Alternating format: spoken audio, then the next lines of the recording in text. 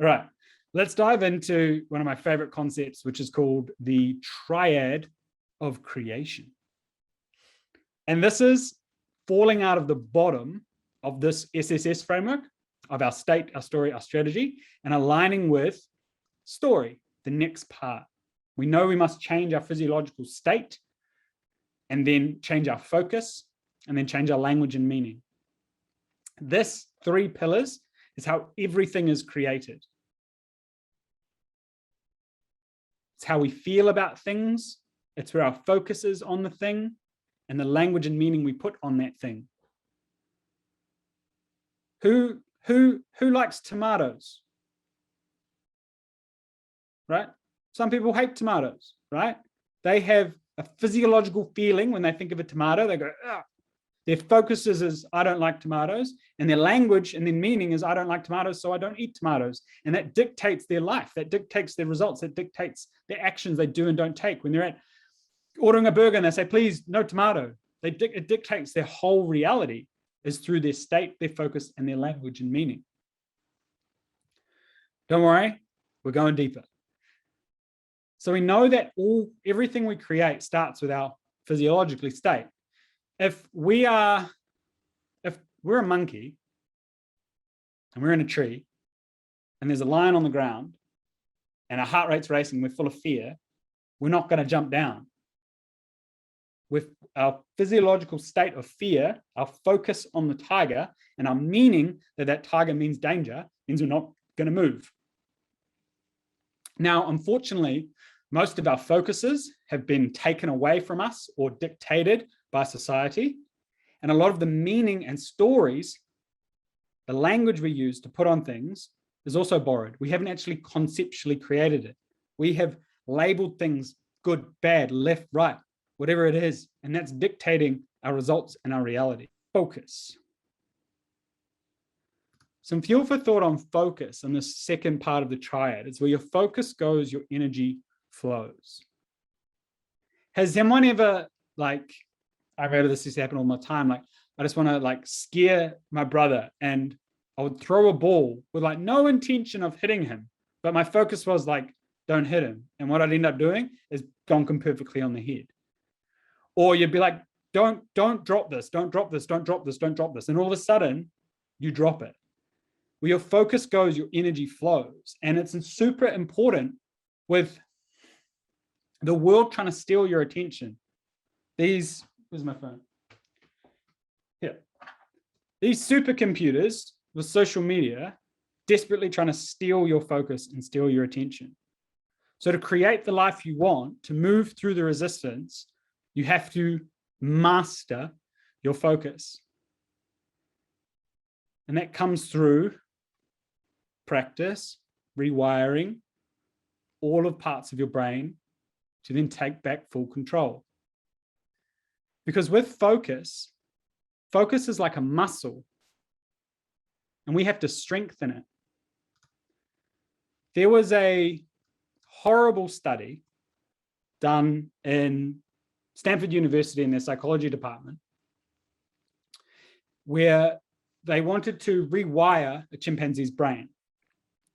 Because with our brains and focus is what we repetitively put focus on, we repetitively get more wiring for it. What wires together, fires together is how the brain works. The more we do something, the more we want to do it. The ultimate marketing strategy for any big brand is called the mere exposure effect. That's why you might just see a billboard with a Coca-Cola symbol on it and nothing else. Because they know the more you see that, the more you'll like it, the more you'll consume it. What wires together, fires together. Where our focus goes, our energy flows. And we have spent a lifetime focusing on the wrong shit. We've spent a lifetime focusing on how we're failures, how we're not wanted, how we're not good enough, how we're not good looking, how we're not smart enough, rich enough, this enough. So what happens?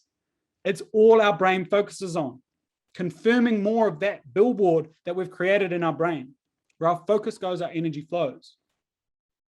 Now, this study they did in Stanford to prove the concept of myelination sheaths, which is like the insulation that goes around our neurological firings in our brain, like the insulation that makes them fire faster and better and more easily. is they taped down a chimpanzee's hand and they got one finger. They grabbed a machine, they clasped it onto this chimpanzee's finger, and they went like this 10,000 times. Now, what do you think the chimpanzee wanted to do when they took the machine away? He's going to do this the whole fucking time, constantly, without any hesitation. That's where his focus was. That's how they rewired his brain. And this is how marketers get us to buy shit. Mere exposure, showing us more things, associating pain or pleasure or emotion to that and continually doing it. Now, all your lives and all my life as well, like I said, we've been focusing on the wrong shit.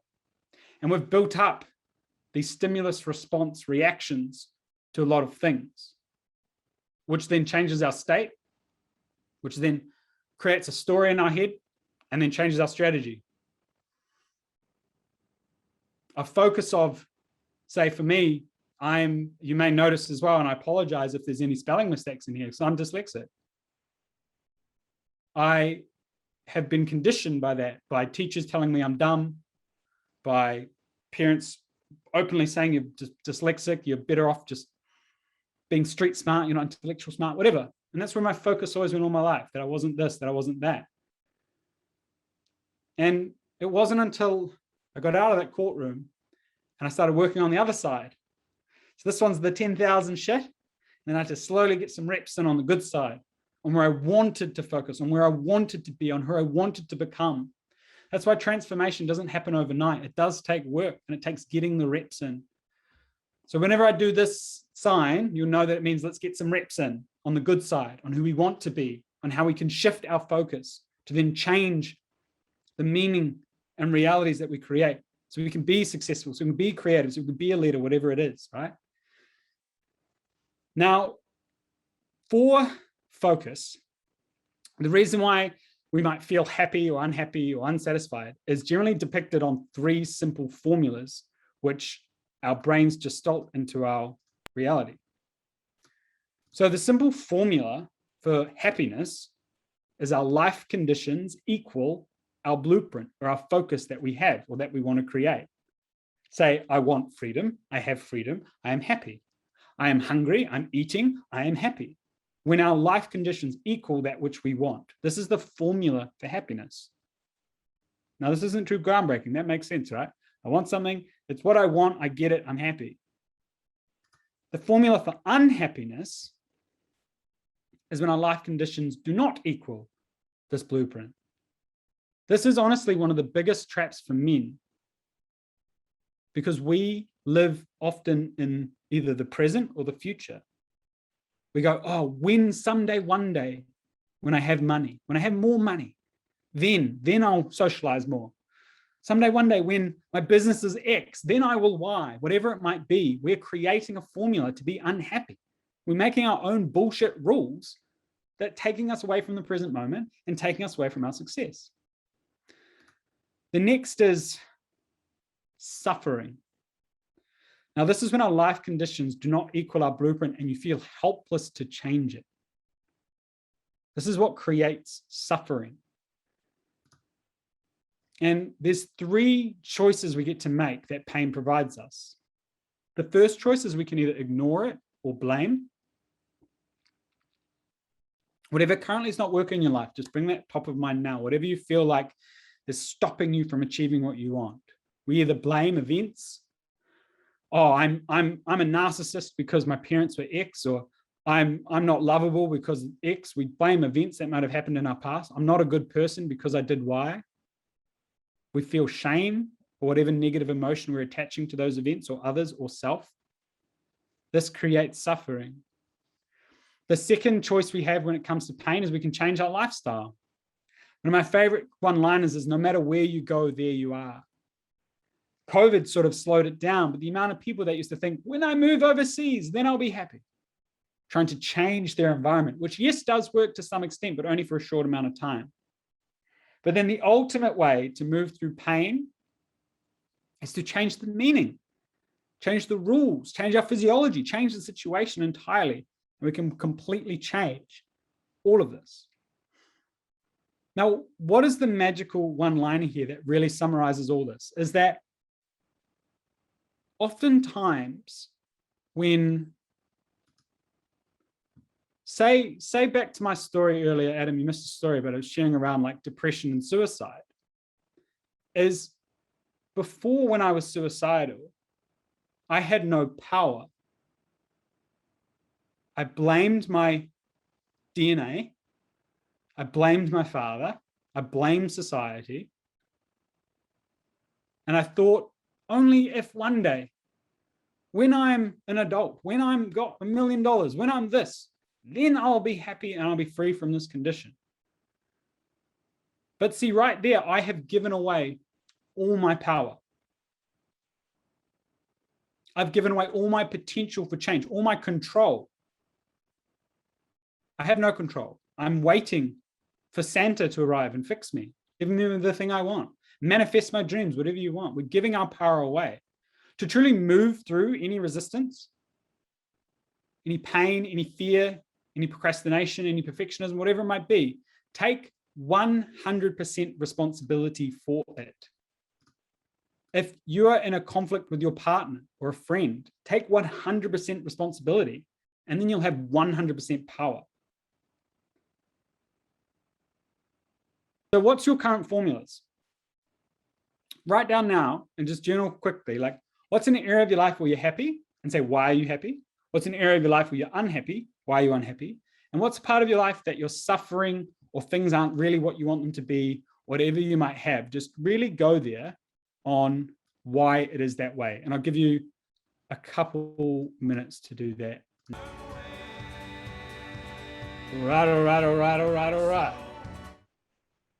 Firstly, who noticed their state dipping as we went from happy, unhappy to suffering? I noticed all of you started hunching over and you're writing like this. So I'll ask you to just pull back, put your arms out, put your shoulders back, take a nice big breath into the bottom of your belly, breathe out. Nice work. Who wants to share? Anything come up for you along the, what makes you happy, why you're unhappy? What makes you happy, why are you happy? What makes you unhappy, why are you unhappy? From looking at those formulas and looking at what we've covered already today. Anyone want to share? Be with that. Yeah.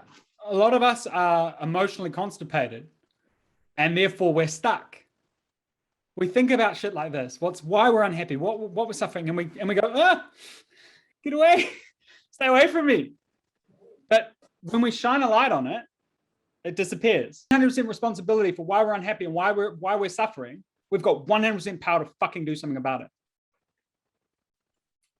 I got 100% responsibility for the bullshit beliefs that my parents have put on me, for the bullshit beliefs that my past has put on me, and I'm going to do something about it. And that's why I joined Launchpad. Yeah. Because we have 100% control, 100% power to do something about it. Now, we're going to go so much deeper into this. So this is just me scratching the surface and getting you thinking about this shit. Okay. Now, food for thought, fuel for thought. When does any war start? When does any conflict with your partner start? Or your mate or your colleague? Starts with words, language, the things we say. Words have the most weight. I fucking hate you. I fucking love you. They all elicit emotion and meaning, and so much of our life is that.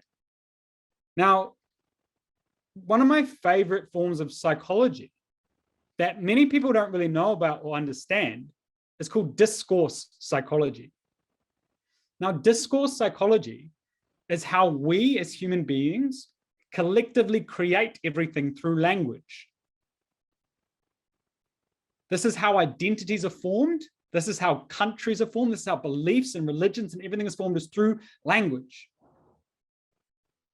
Say, for an example, is the concept, I just envision back in the day through language of envision like early stage lesbians coming out. And they were primarily butch. They were quite masculine. And this was how their identities were created, was through language and through collective visual meaning of I have short hair, I'm butch, I'm this, I'm that. And that makes meaning through their behavior, through the language and the words they use. But anyway, I digress. Discourse psychology is around how identities and everything is created through language. I say I'm this, you say I'm this, therefore I am that. I say this is a glass, you say it is a vase. What is it? Our language creates our reality. I say I'm a piece of shit, I'm a piece of shit. I say I'm a loving, contributing leader, I'm a loving, contributing leader. The words you have weight, and we can create and destroy people in a moment. Have you ever said something you regretted? Right? Because we know in that moment, fuck, what have I done? I've got weight in the most power in the words I choose and the words I say. This is a crucial piece to get, is your words is your ultimate leadership, your ultimate weapon, your ultimate love. All of it comes through words. How you dismiss or destroy others and how you create others. Men, for example, we're pretty naughty with our language. We are quite rude to each other, to our faces. We banter, we diminish everyone, we diminish each other, we push each other down through language. And then away from each other, we go, fuck, I love Sean. He's just so awesome. But to his face, he'd be like, you piece of shit. Oh, yeah. Women do the opposite. They're super nice to each other to their faces, and they're catty bitches behind their backs. It's all the power of creating with language. And we have to be mindful of this power, and particularly when it comes to the triad of creation, being this is how our entire realities are formed. How we feel, what we focus on, and the language and meaning we put on it. We'll get to meaning in a bit, but we're just going to hang around here with language. Is this all landing? Are you all getting this? You're like, holy shit, this is really how my whole reality is created, is how I feel, what I focus on, and then the meaning I put on it, or the language I choose. I feel something in my stomach. I'm going to put focus on that. That means I want KFC, and I'm going to put meaning on it. That's going to make me feel good about myself. Or I feel kind of grumpy in my stomach. Okay, how can I change my state? I'll go to the gym. That make me feel better. This 3-step framework is how all our behaviors and created and our stories are created within we have. Now, one of my favorite things around language as well is that we can't help but create it when we see it. We can't help but answer questions. So I'm going to take you through a little quick visualization. It's just the exercise to preface the power of language, right? So I'd love for you to all just close your eyes, turn your camera off if you want. We'll only be here for like a couple minutes. And I just want you to think about a purple elephant in a tree wearing a silver Speedo. The tree now snaps and he's on the ground. Who can see that? Who just saw that? Right? I just made that up with words. And you just saw a purple elephant and a silver Speedo hanging from a tree. What the fuck? Okay, keeping your eyes closed. Now I want you to get out your right hand and imagine you're holding a very juicy lemon.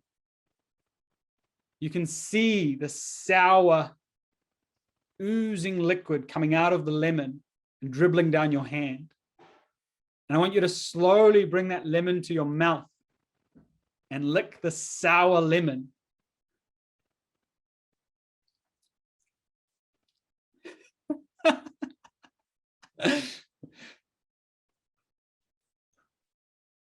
Who's salivating a little bit?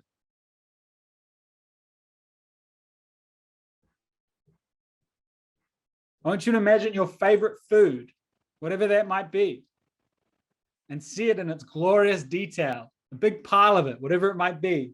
Smell it, hear it, feel it.